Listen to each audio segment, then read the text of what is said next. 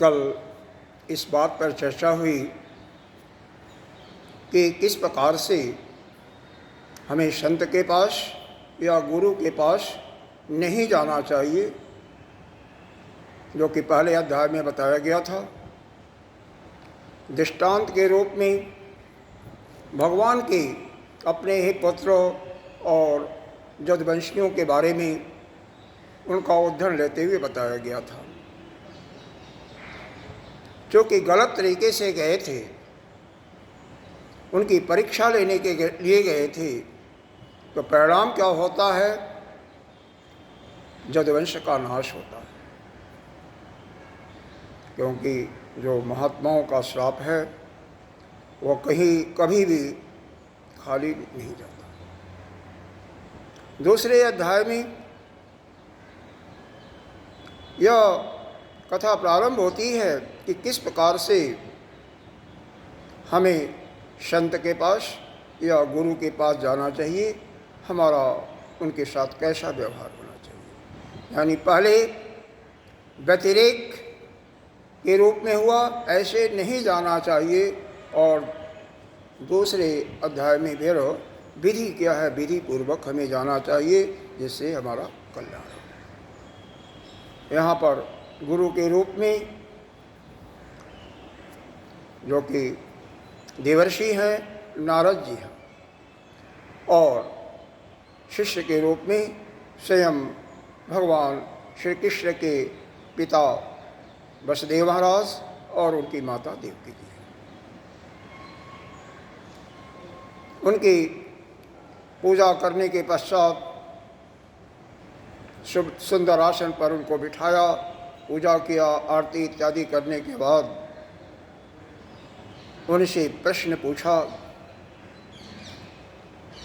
कि हे भगवान, हमने जीवन में पिछले जन्म में बहुत बड़ी तपस्या की, तपस्या तो की, लेकिन हमारे मन के अंदर प्रभु की माया के कारण उनसे मोहित होकर के हम अपने कल्याण की बातें नहीं सोची। उस समय मेरे अंदर ये भाव ही नहीं आया कि किस प्रकार से हम इस संसार के बंधन से मुक्त हो। हमने तो उन्हीं को पुत्र के रूप में स्वीकार किया और वह हमारे पुत्र के रूप में हैं भी, लेकिन हमें ऐसा प्रतीति हो रही है कि यह जो संसार है यह दुखालय है। यहाँ पर तो दुख ही दुख है। अगर सुख थोड़ा है तो दुख ज़्यादा है। भगवान शंकराचार्य जी ने भज गोविंदम में क्या सुंदर लिखा हुआ है, पुनरपि जन्मम पुनरपि मरणम पुनरपि जननी जठरे सेनम, यह संसारे बहु दुस्तारे आय मुरारे वायु पारे, भज गोविंदम गोविंदम भज मूढ़मते। यानी यह संसार बारंबार जन्मना, मरण होना, मरण को प्राप्त होना और माता के गर्भ में वहाँ का दुख सहना। जानते हैं कि जिस समय बालक जीव के ये माँ के गर्भ में होता है, अगर माता गलत भोजन करती है, तिक्त कड़वा इत्यादि, तो उसका दुख बालक को भुगतना पड़ता है। पैदा होने में जिस प्रकार से सैकड़ों भिक्षु डंस मारते हैं, जो दुख होता है उतना ही डंस, उतना ही दुख जीव के पैदा होने में होता है। जब शरीर छोड़ करके यह जीवात्मा जाता है, उस समय कहते हैं हजारों भिक्षुओं का दंश लगने से जो दर्द होता वह होता है। और फिर जरा, बुढ़ापा, व्याधि यानी रोग, इस प्रकार के, कहीं एक्सीडेंट हो गया, कहीं कुछ हुआ, मतलब वह आजीवन दुखों के जाल में फंसा ही रहता है। तो इस जो जन्म मरण रूपी यह संसार है, इससे हम कैसे पार हों? आप कोई ऐसा हमें इस प्रकार का ज्ञान दें, इस प्रकार की शिक्षा दे करके हमें आविर्भूत करें कि पुनः इस संसार में दोबारा ना आना पड़े, यानी मैं मोक्ष को प्राप्त हूँ। यह कल बता दिया गया था मेरे ख्याल से। थोड़ा सा पुनरावृत्ति हो जाती तो अच्छा रहता है, रेफरेंस आ जाता है जो भूल जाते हैं उनके लिए, या जो कभी यहाँ पर नए हैं, जैसे महाराज जी कल नहीं थे। तो प्रसंग तो उसका रिपीटिशन थोड़ा सा ज़रूरी है, 2 मिनट 3 मिनट का।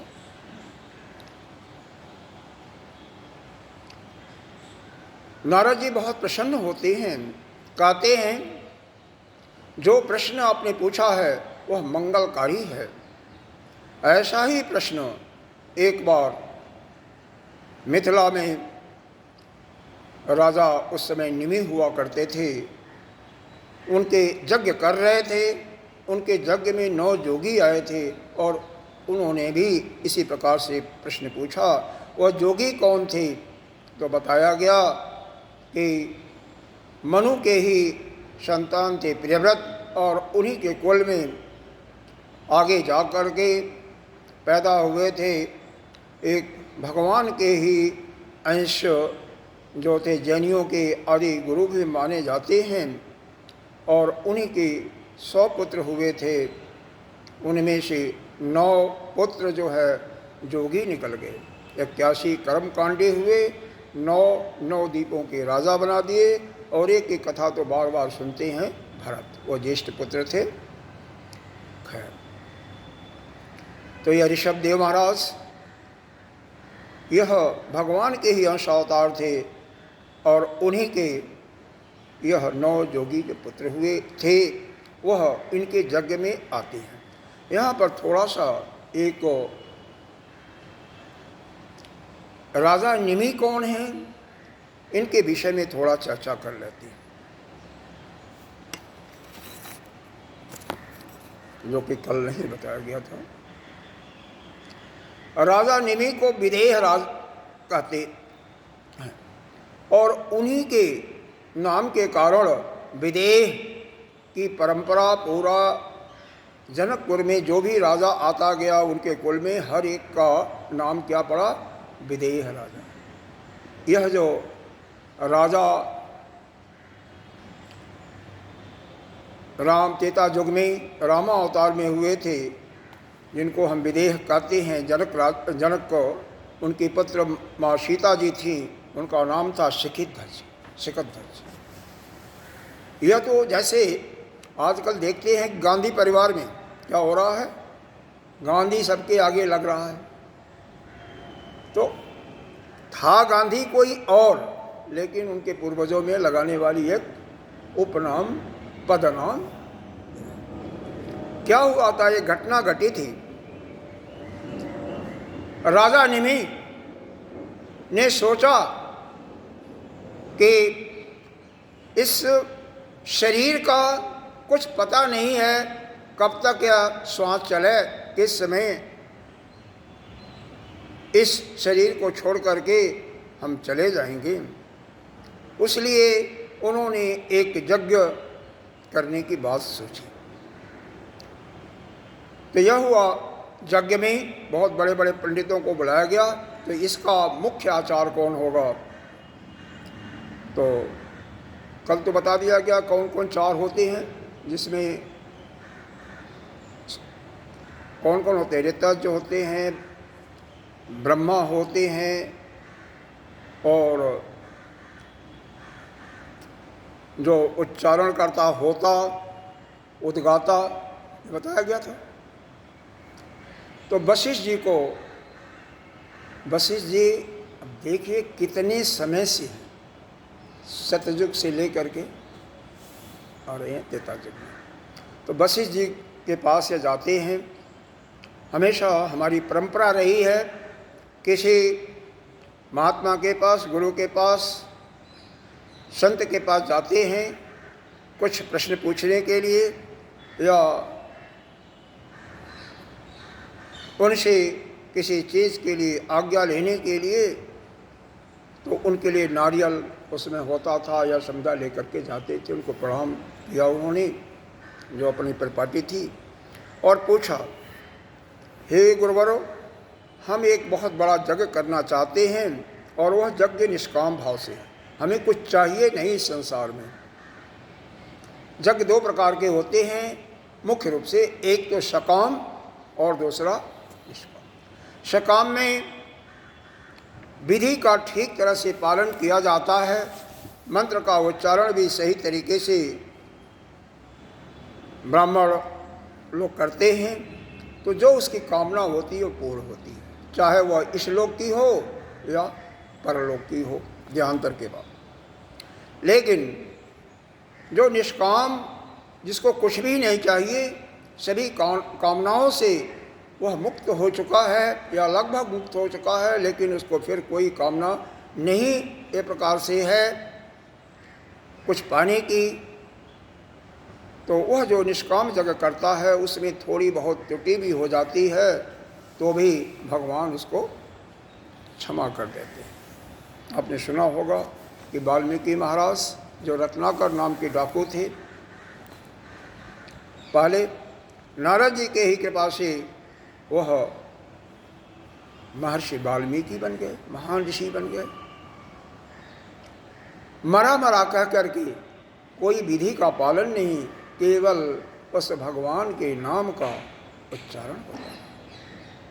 तो क्या यह राजा निमि, उनको यज्ञ के मुख्य आचार के रूप में उनको वरण करके अपने राज में आ जाते। एक घटना घटती है। घटना क्या घटी कि जिस समय इनका यज्ञ होना था उसी समय स्वर्ग में देवताओं के जो राजा हैं इंद्र, उन्होंने भी एक यज्ञ करने का उनके मन में एक संकल्प आया। तो उन्होंने यज्ञ के मुख्य आचार्य के रूप में वशिष्ठ जी का ही चयन किया, और वशिष्ठ जी को जब वह उसको वरण करते हैं तो वशिष्ठ जी इनके यज्ञ को तो भूल जाते हैं, भूलते नहीं है भाई, कहते हैं मैं वहाँ से आकर के करूँगा, और चले जाते हैं स्वर्गलोक में इंद्र के यज्ञ के लिए उनका यज्ञ संपन्न कराते हैं। इधर निमि जी अपने जो भी आचार्य हैं, पंडित हैं, विद्वान हैं, सबको बुला करके एक सभा करते हैं और कहते हैं कि हे भगवान, आप यह बताएं कि मैंने इस यज्ञ के लिए वरण हमने गुरु वशिष्ठ को किया था, लेकिन इस समय गुरु वशिष्ठ इंद्र के यज्ञ कराने के लिए स्वर्गलोक गए। इस शरीर का कुछ पता नहीं है, किस समय किस क्षण यह श्वास निकल जाए, तो कहीं ऐसा न हो कि यह जो मेरा संकल्प था यह अधूरा न रह जाए। अगर संकल्प अधूरा रह जाएगा तो पुनः जन्म मरण के चक्कर में आना पड़ेगा ना, आना ही पड़ेगा। इसलिए हम क्या करें, हमारा क्या कर्तव्य है? क्या हमें गुरु वशिष्ठ, जिनको हम प्रमुख आचार्य के रूप में वरण कर चुके हैं, या उनका इंतजार करें, या कोई अन्य उपाय है? क्योंकि शरीर का तो कुछ पता नहीं है, यह शरीर कब तक कायम रहेगी। तो आप किसी को पता है शरीर का? एक क्षण का पता नहीं है, कब यह श्वास निकल जाए कुछ पता नहीं, कब निकले, कहाँ निकले, किस रूप में, यही तो नहीं पता होता है। बाकी सब कुछ सभी को पता होता है। इसीलिए भगवान ने गीता जी में क्या है कहा है, अनन्य चिंतयतो मां जे जना पर उपासते। अनन्य यानी हर वक़्त हर समय उसका चिंतन करना चाहिए। अनन्य चिंतयतो मां जे जना पर उपासते तेषां नित्ययुक्तानां, और फिर योगक्षेमं वार्य। तो उस भगवान का चिंतन हमें हर क्षण हर समय करना चाहिए। वैसे भी एक देखें, यह मन या आपका ध्यान मन के द्वारा ही जाता है। किसी का ध्यान करते हैं, किसी के पास रहते हैं, उसी के साथ आप दोस्ती करते हैं, उसका चिंतन करते हैं, तो आपका उसके साथ में आसक्ति हो जाती है। पहले प्रेम होता, फिर आसक्ति हो जाती है। फिर होता क्या, संसार के अन्य लोगों से जब बहुत घोर आसक्ति हो जाती है किसी में, किसी